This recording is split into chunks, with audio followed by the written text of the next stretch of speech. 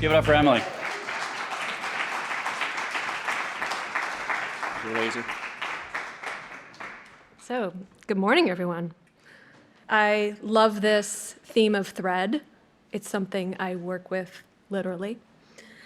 And a lot of people have asked me in my life, well, how did you get here? How did you get to the place where you are now? And the simple answer is, I have really long arms. So it's the late 90s. I'm 16 years old. I am this height and about 50 pounds thinner, and nothing fits me. And so I decide I'm going to make my own sweater. And my mother drives me up to this little shop in Kutztown, Pennsylvania, Keith Haring's birthplace. And the shop is called The Cruel World, which is a play on words. If you're a fiber artist, crewel is a form of embroidery, C-R-E-W-E-L. And I met my first mentor there. Her name was Shirley Sachs, and she was about 80 years old. And that started me down my craft rabbit hole. So there is the first sweater I ever made. And when you start knitting, then you start spinning, then you start weaving. That's me making my first rug. And then you move to North Carolina, and all of a sudden you're building a boat. And then you go to school, and then you go to school again, and all of a sudden you're the director of this wonderful craft organization in Philadelphia. So I love the theme of threads because I literally work with thread. But thread is something that connects. And a thread is a part of a story. And when people ask me why I love craft so much, I say, well, craft has the best stories. And so I'm going to try to tell you a few of those today. So Craft Now is 10 years old, and we are very lucky to have the co-founders of Craft Now in the audience here today, Clara and David.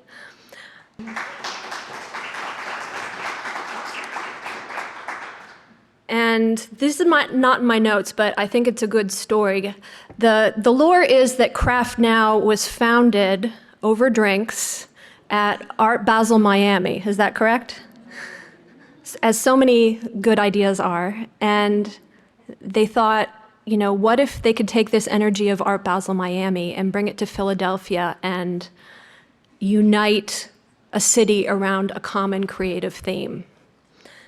So 10 years later, here we are. So every year, Craft Now themes its programming for the year. And this year, it was connectivity. And I will say that I wrote this paragraph about 8 months ago, and about how craft connects us in an increasingly divided world. We held an all-day symposium on this topic on November 7th. But what exactly is Craft Now Philadelphia, and what do we do? So this is our newly written mission and vision statement. And there are a couple key words here. We unite, celebrate, and support the craft community. So we work with 75 plus partners in the greater Philadelphia area, and we are nothing without our partners. And when Craft Now was getting started, they had consulting from the great Glenn Adamson, who is the foremost writer about craft in the world today. And he talked about the craft community as being a big circus tent. And so a circus tent is really high, so it can encompass the Roberto Lugos and the Dale Chihulis, but it's also really wide. So it also encompasses those kids making clay dinosaurs and the Saturday night knitting groups. And so I love that about the craft community because the tent encompasses everyone. And what we want to do with Craft Now is work to continue the vibrant history of Philadelphia's craft community, which goes back,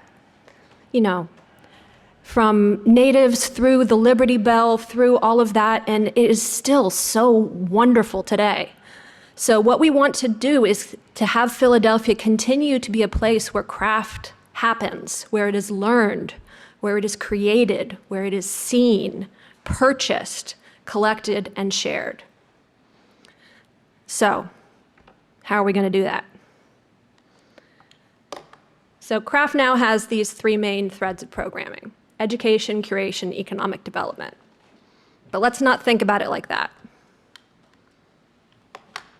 Let's think about it like this. When I talk, I like to talk about the craft ecosystem. And our economic development includes education, and our curation includes economic development. All of these things are interconnected. And to have a thriving craft community, people, businesses, institutions, all of these things need to work together. You know, I always like to say we don't want poor, miserable artists. We want thriving, happy, successful artists and makers. So let's talk a little bit about some of the cool programs we do.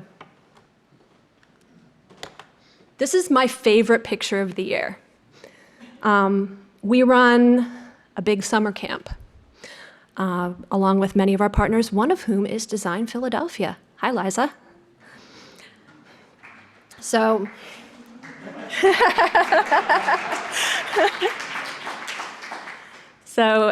you might know this, but there's almost no art in Philadelphia public schools. No craft, no making. And so our little part of having that first spark, that first connection to craft, to making, is to send a teaching artist to each of 120 Parks and Rec centers around the city. It's a very big spreadsheet. And we also do week-long gap camps. So there's a gap between when school ends and Parks and Rec summer camp begins. And that is from one of our gap camps. The picture credit goes to Jahan Thomas. She did a mask making workshop, and then the kids went on a little parade. And during those Gap Week camps, we do one thing that I think is very important. We pay for buses. And so we take the kids and we put them on a bus and we send them to the clay studio. We bring them here to Design Philadelphia. We take them down, they tour the Magic Gardens. And I talked to one site leader and she said, my kids have never been to the Philadelphia Museum of Art. And it's not because they don't offer free tickets, they do. It's because of transportation. So, Summer Camp 2025, I'm planning it now. Also, November is Craft Month. So I know there are a lot of yeah. I enjoy all this clapping.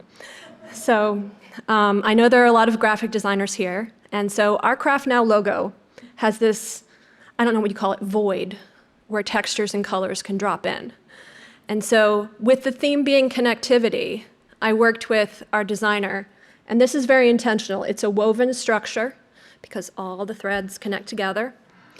But also, I'm gonna try out this laser pointer. You can see there's a seam here.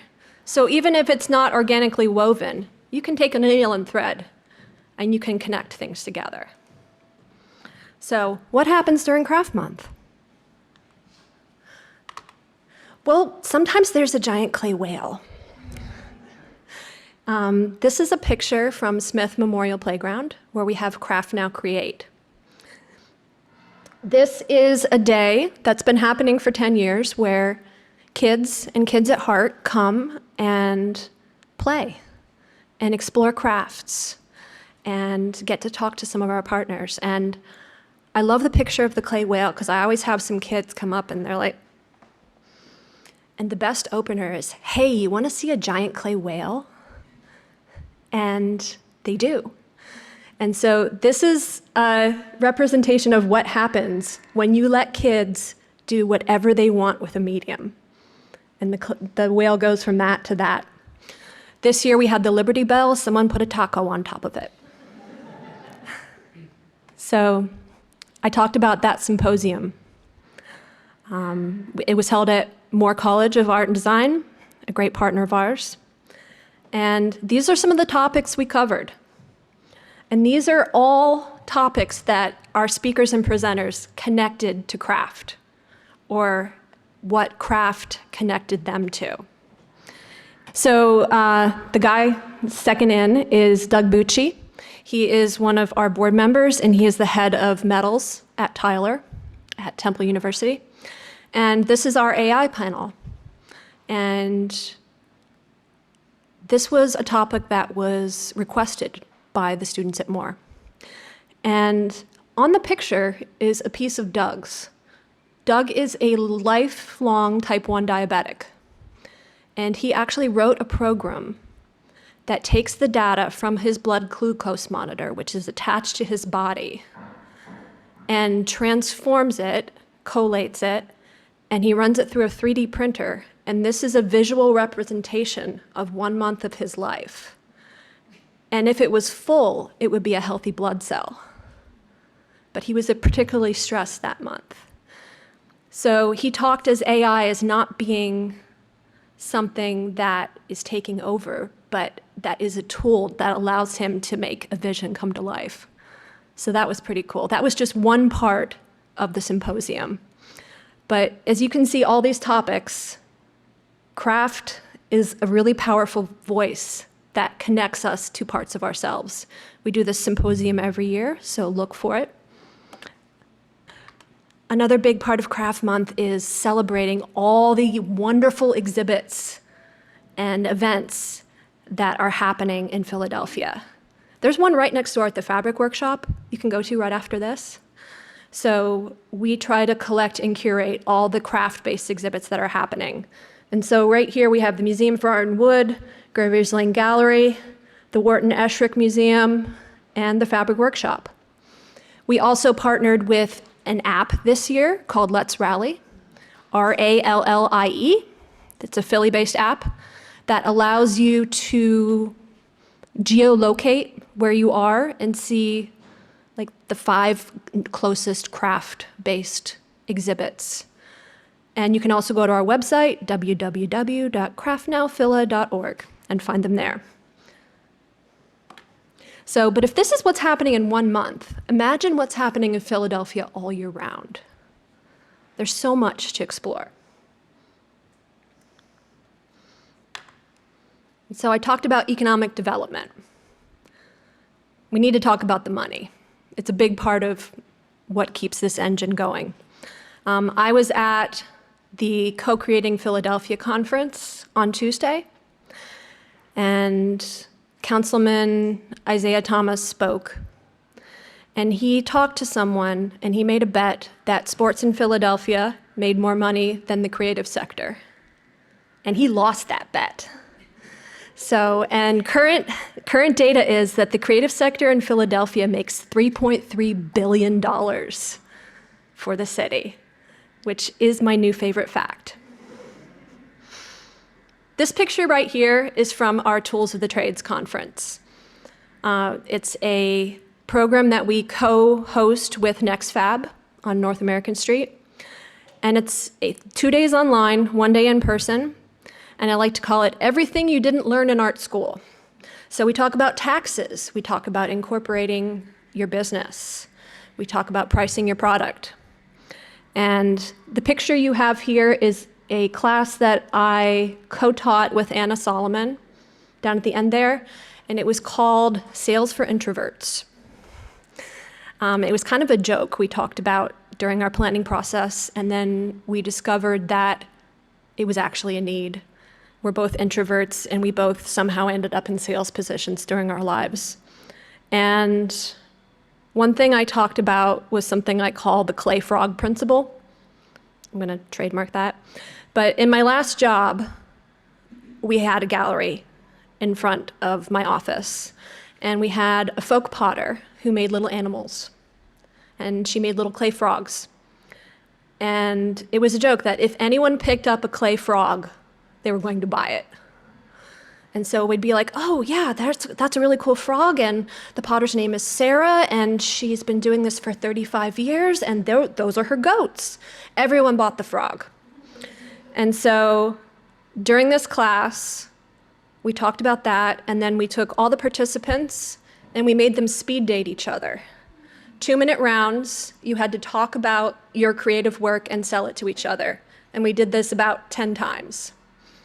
I had a student come out and I said, "How was it?" And they said, "Necessary." But I want to show one woman here. So that is the jeweler Nikki Leist. And later in the day, we had a cocktail hour and we had some people vending. And I said, "Oh my God, those are amazing earrings." And she goes, "I just made them. I would love for you to be the first person to try them on." And she put them in my hands. So here are my earrings. So the frog principle works. And so the next Tools of the Trade will be in 2025, March 19th through 21st. If you know a creative entrepreneur who needs some business skills or just wants to connect, I'll have the website at the end of this talk. Another program we do, which I don't have a slide for, is called Craft Build. We're working on our next one for that. It is a matchmaking service that we hold between the creative community, makers, and the building industry. And we had one at the Navy Yard last year, actually. And so we want to try to get Philadelphia created into Philadelphia built. So look on our website for the next one of those. So what would I like you to take away from this talk? A couple things. The theme is thread and connection. So I'd like you to try to make a connection. Go out in the Philadelphia community and learn about craft. If you've thought about trying a craft, and I know I talked to someone who was talking about just try it, just start. It's wonderful. It's a great community to be part of. And this is a picture from our fundraiser this fall. And I said, "Do you know what I want to have at the fundraiser? Fire." And so this is one of our longtime committee members and supporters, Carolyn Wishman, and she is watching Kate Crankshaw, who's an amazing young flame worker in Philadelphia. And Carolyn had never seen flame working before. And I have these great pictures of her just watching Kate. So go out, talk to a maker, ask them about their process. I assure you they want to tell you. And I read on the website today that you're supposed to bring your favorite mug. And I did not do that because my mother took my favorite mug. But I had her send me a picture of it last night because it's another great story. So I was between jobs a few years ago and kind of down. And so I did what anyone would do. I went to the Maryland Sheep and Wool Festival. It's the largest sheep-based festival on the East Coast. It's amazing. And I went up to this potter and I said, "Wow, that's a really interesting color." He says, "Let me tell you about this mug," which you should have known I was gone already. He said, "I was trying to make white." And if you know anything about potters, they're all chemists. They're always mixing chemicals and things like that. So he's like, "I was really trying to make a white glaze. And it came out of my kiln and it was that color." And he's like, "This is really cool. I have no idea how that happened." And so he did it again and did it again. And he discovered that when he put the white glaze in the kiln with purple, it came out that color. So he's like, "Now that's one of my best sellers, but I have to put purple things in the kiln to get that." So, plus his wife makes the stamps and they're little sheeps. But I think it's a great story about connection because the yellow doesn't exist without the purple. You have to make both of them now. And so that's the story of my favorite mug, which my mother absconded from me, but it's a great, it has sheep and the color yellow. I mean, what else do you want?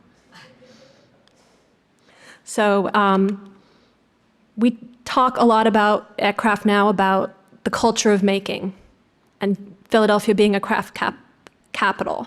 So much that we wrote a book about it, and that's right there. And I brought a copy, which is back there on the table.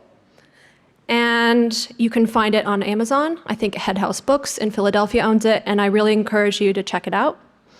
And all of our contact information is there. And that's my talk. But I'm happy to talk about craft for another hour. So thank you.